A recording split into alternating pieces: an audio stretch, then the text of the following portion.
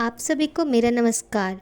मैं आपके समक्ष लाला श्रीनिवास दास द्वारा रचित हिंदी का सर्वप्रथम मौलिक उपन्यास परीक्षा गुरु उपन्यास लेकर आई हूँ। यह उपन्यास आपके नेट सेट के लिए बहुत ही उपयोगी है, तो चलिए हम इसे प्रारंभ करते हैं। प्रकरण 21। पतिव्रता। पति के संग जीवन मरण, पति हर्षे हर्षाए, स्नेहमयी कुलनारी की उपमा लखी न जाए।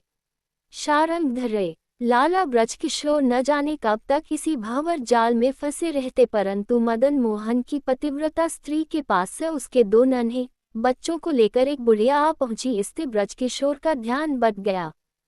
उन बालकों की औरों में नींद घुल रही थी। उनको आते ही ब्रजकिशोर ने बड़े प्यार से अपनी गोद में बिठा लिया और बुढ़िया से कहा, इको इस समय क्यों हैरान किया?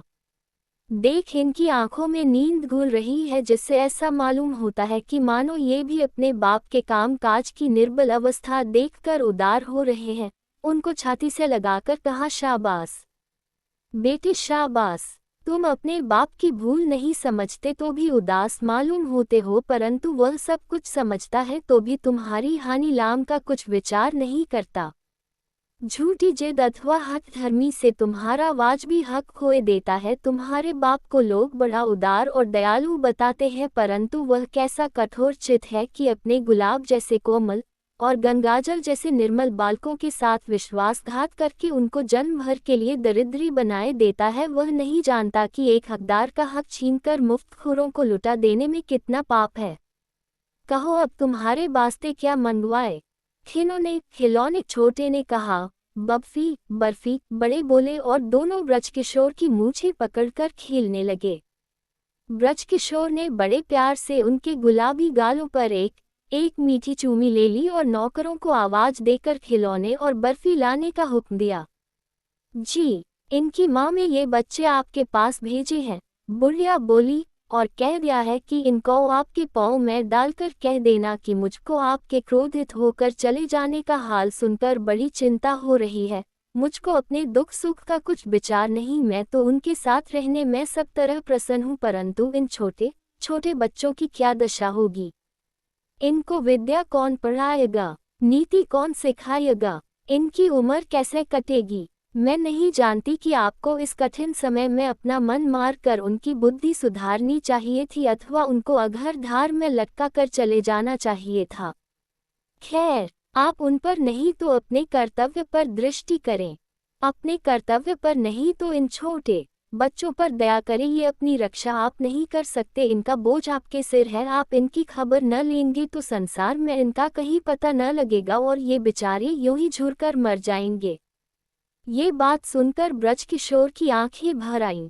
थोड़ी देर कुछ नहीं बोला गया, फिर चित्त स्थिर करके कहने लगे, तुम बहन से कह देना कि मुझको अपना कर्तव्य अच्छी तरह याद है, परंतु क्या करूं? मैं विवश हूँ। काल की कुटिल गति से मुझको अपने मनोर्थ के विपरीत आचरण बर्ताव करना पड़ता है, यद्यपि वह चिंता न करे। ईश्वर का कोई काम भलाई से खाली नहीं होता, उसने इसमें भी अपना कुछ कुछ हित ही सोचा ही होगा।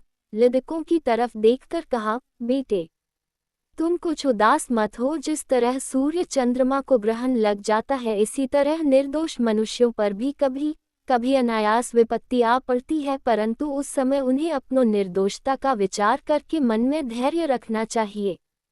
उन अनसमझ बच्चों को इन बातों की कुछ परवाह न थी। बर्फी और खिलौनों के लालच से उनकी नींद उड़ गई थी, इस वास्ते वह तो हर एक चीज की उठाया घड़ी में लग रहे थे और ब्रजकिशोर पर तकाजा जारी था।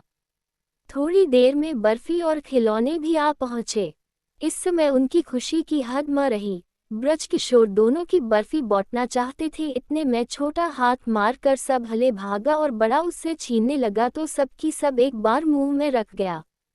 मुंह छोटा था इसलिए वह मुंह में नहीं समाती थी, परंतु ये खुशी भी कुछ थोड़ी न थी। कनखियों से बड़े की तरफ देखकर मुस्कराता जाता था और नाचता जाता था। वह गोली भोली सूरत ठुमक ठुमक कर नाचना, छिप छिप कर बड़े की तरफ देखना, कौन मारना उसके मुस्कुराने में दूध के छोटे छोटे दांतों की मोती की सी झलक देखकर घोड़ी देर के लिए ब्रजकिशोर अपने सब चारा विचार भूल गए, परंतु इसको नाचता कूदता देखकर अब बड़ा मचल पड़ा। उसने सब खिलौने अपने कब्जे में कर लिए और ठिनक ठिनक कर रोने लगा। ब्रजकिशोर उसको बहुत समझाते थे कि वह तुम्हारा छोटा भाई है, तुम्हारे हिस्से की बर्फी खाली तो क्या हुआ, तुम ही जाने दो, परंतु यहाँ इन बातों की कुछ सुनाई न थी। इधर छोटे खिलौनों की छीना झपटी में लग रहे थे। निदान ब्रजकिशोर को बड़े के वास्ते बर्फी, छोटे के वास्ते खिलौने फिर मंगाने पड़े। जब दोनों की रजामंदी हो गई तो ब्रजकिशोर ने बड़े प्यार से दोनों की एक मीठी मीठी चूमी देकर उन्हें विदा कर किया और जाती बार बुढ़िया को समझा दिया कि बहन को अच्छी तरह समझा देना, वह कुछ चिंता न करे। परंतु बुढ़िया मकान पर पहुंची, जितने वहां की तो रंगत ही बदल गई थी। मदन मोहन के साले जगजीवन दास अपनी बहन को लिवा ले जाने के लिए मेरठ से आए थे। वह अपनी माँ अर्थात मदन मोहन की सास की तबीयत अच्छी नहीं बताने थे और आज ही रात की रेल में अपनी बहन को मेरठ लिवा ले जाने की तैयारी करा रहे थे। मदन मोहन की स्त्री के मन में इस समय मदन मोहन को अकेले छोड़कर जाने की बिल्कुल न थी, परंतु एक तो वह अपने भाई से लज्जा के मारे कुछ नहीं कह सकती थी, दूसरे माँ की मानदंगी का मामला था, तीसरे मदन मोहन हुक्म दे चुके थे। इसलिए लाचार होकर उसने एक दिन के वास्ते जाने की तैयार की थी। मदन मोहन की स्त्री अपने पति की सच्ची प्रीतिमान, शुभचिंतक, दुख सुख की साथन और आज्ञा में रहने वाली थी और मदन मोहन भी प्रारंभ में उससे बहुत ही प्रीति रखता था, परंतु जब से वह चुन्नीलाल और शंभू दयाल आदि नए मित्रों की संगति में बैठने लगा, नाचर की धुनलगी, बेश्याओं के झूठे हाव भाव देखकर लोटपोट हो गया। अये सुभान अल्लाह, क्या जोवन खिल रहा है, वल्लाह क्या बहार आ रही है, चश्म बगदूर क्या भोली भोली सूरत है। अये परे हटो, मैं सदकाई, मैं कुर्बान, मुझे न छेड़ो, खुदा की कसम, मेरी तरफ तिरछी नज़र से न देखो। बस ये चोचले की बातें चित्त में चुभ गई, किसी बात का अनुभव तो था ही नहीं।